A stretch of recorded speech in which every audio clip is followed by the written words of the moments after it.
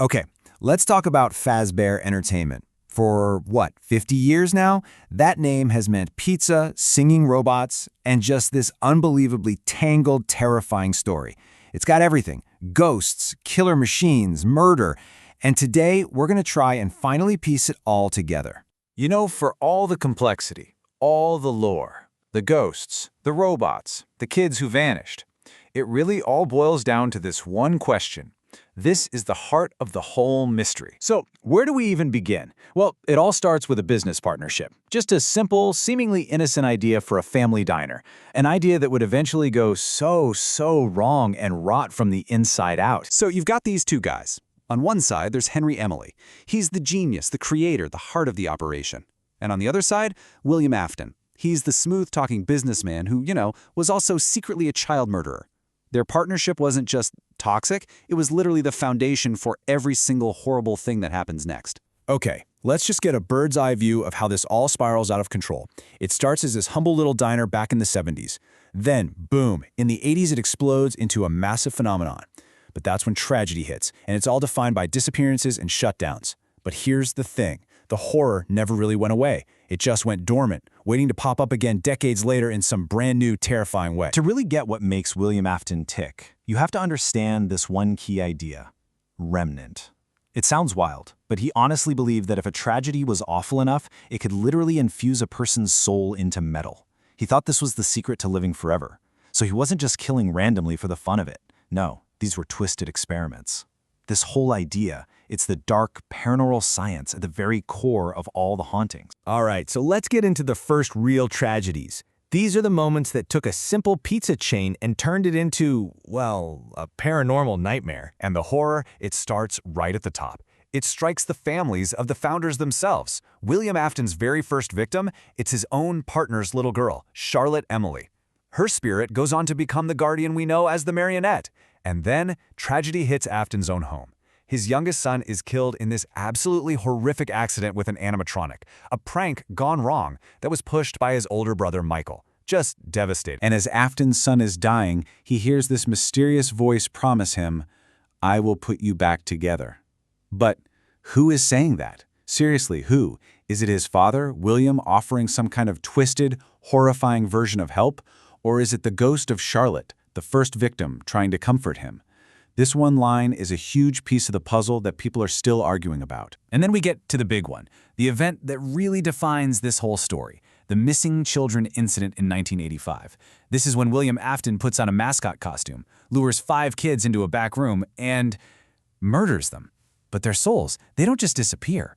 No, they latch onto the machines. They possess the original animatronics: Freddy, Chica, Bonnie, Foxy, and of course the incredibly mysterious Golden Freddy. These beloved characters were suddenly turned into vessels for pure, unfiltered vengeance. And you'd think that would be it, but he didn't stop. He did it again. Just 2 years later, in 1987, Afton murders 5 more children. And just like before, their spirits find new homes, this time possessing the newer, toy animatronics. A truly horrifying pattern was now set. So you can imagine, all of this evil, it doesn't just stay contained. It creates these ripples of horror that don't just affect strangers. Oh no, it comes right back home to destroy his own family, creating this Afton family curse that would stretch on for decades. And just look at the sick, poetic justice of it all. His daughter, Elizabeth, she's killed by Circus Baby, an animatronic her own father designed specifically to trap and kill kids. Then his son, Michael, gets sent on what's basically a suicide mission by his dad, gets killed by the Funtime animatronics, but then somehow comes back, possessing his own dead body. And finally, William himself, the ghosts of the children he murdered, finally corner him. He tries to hide inside that old spring Bonnie suit, and the spring locks fail, killing him. His soul gets trapped, fused with the machine he used to commit his crimes. 30! Just think about that. For 30 years, William Afton's body is just rotting inside that suit, sealed away in a hidden room. His ghost is haunting the metal, just waiting. And when that room is finally unsealed 3 decades later, he's unleashed. He's not William Afton anymore. Now he's known as Springtrap. This is when Henry Emily, William's old partner, comes back into the picture after decades of silence. And he has this final, desperate, brilliant plan. It's a trap, basically. He builds a fake pizzeria, a labyrinth designed to lure every last remaining haunted soul into one place. We're talking Springtrap, his own daughter as the Marionette, all of them. He even brings Michael Afton in to manage the place, gathering all the pieces of this tragedy together just so he can set it all on fire and hopefully finally end the curse for good. But it doesn't quite work. Even being burned alive wasn't the end for William Afton. One of the spirits, and most people think it's the one in Golden Freddy, was just too angry, too vengeful to let him go. Their rage was so powerful, it actually trapped Afton's consciousness in this kind of personal, paranormal hell, forcing him to be tormented over and over. It seemed like the ultimate punishment. Or so we thought. Because, you see, an evil this stubborn, it doesn't just die. It evolves. And this is where the whole story takes a modern turn, shifting from a physical haunting to a digital one. So eventually Fazbear Entertainment tries to rebrand. They decide to lean into their dark history, make light of it, and they commission a VR game. Huge mistake. Because to build the game, they scanned old animatronic circuit boards, and they very likely scanned a piece of Springtrap. In doing so, they accidentally uploaded a copy of William Afton's consciousness. He was reborn. Not as a ghost in a machine, but as a virus in the code. He became Glitchtrap. And his new plan was, honestly, pretty smart for a digital ghost. From inside the game, he manages to possess a beta tester, a woman named Vanessa, who becomes his real-world accomplice, Vanny.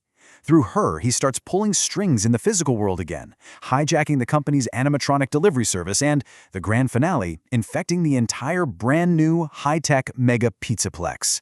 He was back. And that brings us right up to the modern day, the most current part of the timeline, where everything gets even more complicated. The line between a human soul and an artificial intelligence, well, it starts to get really blurry. This is the big debate in the story right now. Is Glitchtrap really William Afton's ghost, his actual consciousness living on his code? Or is it something else? Is it an advanced AI program called the Mimic? Something that was designed to copy what it saw, and it just happened to see all the horrors Afton committed, so now it's just perfectly imitating him? For the first time, we're not even sure who or what the bad guy is. But look, whether it's Afton or an AI, the result is the same kind of chaos. By the time we get to 2035, the Mega Pizzaplex is just ground zero for all this horror. You've got the animatronics, now hostile and controlled by this virus. You have Vanny, his human follower, stalking the building. And then, deep down below the pizzeria, the actual, physical, burned body of William Afton is being put back together. All of it, all these threats are converging in one place. It all comes to a head when this little kid, Gregory, gets trapped inside the Pizzaplex overnight. His only ally, his only hope of making it out alive, is Glamrock Freddy, the one animatronic who seems to be mysteriously free from the virus's control. The two of them have to work together to survive the night and face down this ancient evil that's being reborn right under their feet. And after all that, we're still left with so many questions. I mean, we've walked through the whole timeline, but the story is clearly not finished. So, is Glitchtrap the real Afton, or is it the Mimic? Who is the friendly spirit that seems to be possessing Glamrock Freddy and helping Gregory? And the biggest question of all, after everything, is this nightmare finally, actually over? Think about it. For 50 years, the enemy was a man. Then it was a ghost. Then it was a soul trapped inside a rotting animatronic. But now, the evil has evolved again. It's become data. It's code. And that leaves us with the truly chilling question for the world we live in today. If evil can be copied just like a piece of software, can it ever really truly be deleted?